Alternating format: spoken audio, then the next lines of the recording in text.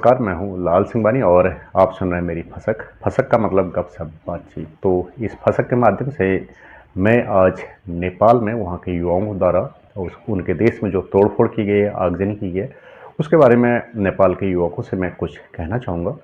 मेरा जो नेपाल के युवकों को देखकर मेरा विचार है, मैं कहना चाहता हूँ कि नेपाल के युवकों को अपने देश में इस तरह आगजनी, तोड़-फोड़ नहीं करनी चाहिए। वे ये क्यों नहीं समझते हैं कि उनके देश का संसद भवन और उनके देश की दूसरी कीमती बिल्डिंग है, बड़ी-बड़ी बिल्डिंग है जिनको वो आग के हवाले कर रहे हैं, वो उन्हीं के पैसों से बना है। जब ओली सरकार चली गई है, अब आपको उन भवनों को फिर से दोबारा बनाना है, तो आप इसके लिए धन कहाँ से लाएंगे? मुझे लगता है कि आपकी आर्थिक स्थिति और भी खराब होने वाली है, क्योंकि जो विदेशी लोग आपके यहाँ आकर के बिजनेस करते हैं वे आपसे डर जाएंगे और उन्हें लगेगा कि आने वाले समय में नेपाल में फिर भी दोबारा से इसी तरह के दंगे हो सकते हैं और बिजनेस करना कठिन है।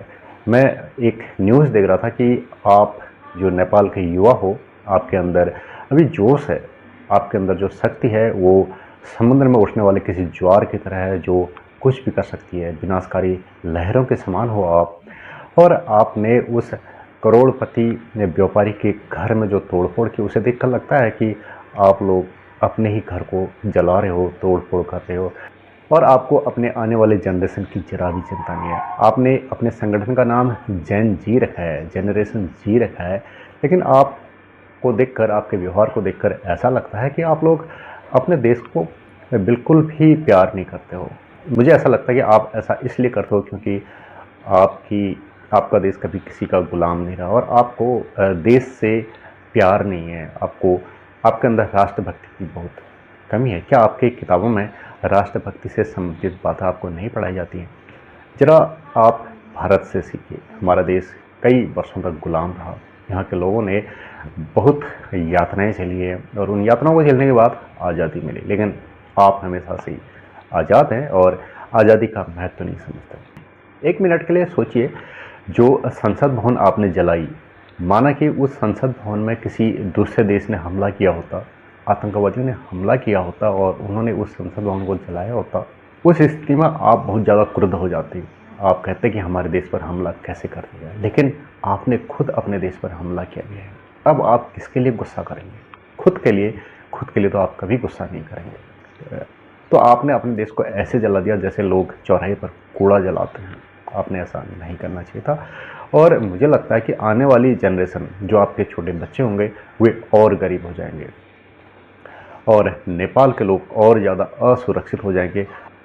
आपको लगता है कि आपके देश में बहुत ज़्यादा भ्रष्टाचार है, आप भ्रष्टाचार मिटाना चाहते हैं। आपको लगता है कि नेपाल के आम नागरिक और नेताओं के बच्चों के जीवन स्तर में काफ़ी ज़्यादा अंतर है, लाइफस्टाइल में अंतर है, तो आपको विरोध ही करना था। तो आप अहिंसक तरीकों का सहारा ले सकते थे। आपने, या लगता है कि आप लोग पढ़ते लिखते नहीं हैं। आपने कभी गांधी जी को पढ़ा है, कभी नेल्सन मंडेला को पढ़ा है? हमारे देश भारत में हमारे यहाँ के युवा पहले लिखित चेतावनी देते हैं, उसके बाद धरने में बैठते हैं और धरने के बाद भी जब उन्हें सफलता मिलती नहीं दिखती है तो वे अनशन पर बैठते हैं। ये हमारे देश के नेताओं ने हमें सिखा रखा है। हमारा देश गांधीवादी तरीकों पर चलता है और आपका देश तोड़फोड़ वाली तरीकों पर चलता है। आपके देश में लंबे समय तक माओवादी, आतंकवादी घटनाएं हुई और जो आपके देश में सरकार है वो बंदूक के बल पर आई। आप लोग बहुत ज़्यादा बंदूक की भाषा को देखते आए हैं। मैं आपसे कहूँगा कि आप अपने देश से प्यार करें, वहाँ पर इस तरह से आतंकवादी आगजनी, तोड़-फोड़ न करें।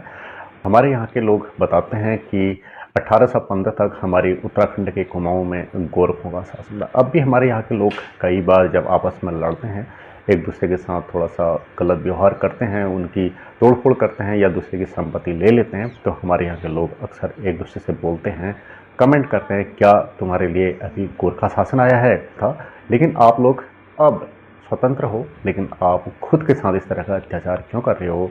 इससे आपका देश काफ़ी पिछड़ जाएगा और आपकी आने वाली जनरेशन गरीब हो जाएगी।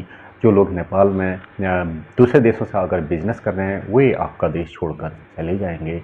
और जो आप कह रहे थे ना कि नेताओं के बच्चों का लाइफस्टाइल बहुत अच्छा है, आपके भाई बहनों का, आपके छोटे बच्चों का लाइफस्टाइल जीवन स्तर काफ़ी नीचा है, काफ़ी ज़्यादा गैप है दोनों की लाइफ स्टाइल में, तो आप लोग का बहुत ज़्यादा आगजनी तोड़-फोड़ करते हो। तो इस तरह का व्यवहार आपके देश में देखने को मिला। तो आपको जब भी कोई विरोध प्रदर्शन करना है तो आपने गांधीवादी तरीकों से करना चाहिए। नेल्सन मंडेला को पढ़ना चाहिए, महात्मा गांधी को पढ़ना चाहिए और भारत से सीखना चाहिए। लोग आप लोगों का झुकाव चीन की ओर है, जहाँ बंदूक की भाषा पर लोकतंत्र को दबाया जाता है। तो आप ऐसा न करें, आप अपने को भारत के नज़दीक समझें और जो भी भारत और नेपाल के बीच में कोई विवाद है, सीमा संबंधी विवाद है, उसको आपसी बातचीत से समझाएं। आपके नेपाल से भारत कई गुना बड़ा है। अगर आप लोग भारतीयों को अपने देश में पर्यटन पर आने के लिए सुविधाएं देंगे तो आपका देश तो वैसे ही माला माल हो जाएगा, लेकिन आपको एक देश वाली फीलिंग अपने अंदर हमेशा बनाए रखनी है और पड़ोसी देश भारत से हमेशा किसी न किसी बात पर विवाद को बनाए रखना है। जब 7 सितंबर को पूरे विश्व में चंद्र ग्रहण लगा था, तब कई ज्योतिषी बता रहे थे कि इसका मानव जीवन पर प्रतिकूल प्रभाव पड़ेगा, कई देशों की राजनीतिक उथल-पुथल होएगी। तो इसका सबसे पहला प्रभाव नेपाल पर ही पड़ा और 8 सितंबर को नेपाल में आतंकवादी घटनाएं हुई, वहाँ पर काफ़ी ज़्यादा आगजनी तोड़-फोड़ हुई। तो ये नेपाल के लोगों पर ही चंद्र ग्रहण का सबसे ज़्यादा दोष क्यों हुआ, और इसके बाद दूसरे नंबर पर फ्रांस में भी चंद्र ग्रहण का दोष होता हुआ दिख रहा है। वहाँ भी वहाँ के लोग भी अपनी सरकार के खिलाफ विरोध प्रदर्शन कर रहे हैं। लगभग 200 से ज़्यादा लोगों को गिरफ्तार किया जा चुका है। तो चंद्र ग्रहण का असर भी नेपाल और फ्रांस पर दिखता है और हम दुआ करते हैं कि दुनिया के बाकी देशों में चंद्र ग्रहण का कोई कुप्रभाव, कोई दोष दिखने को न आए। इसके साथ ही ये फसक समाप्त करता हूँ। नमस्कार।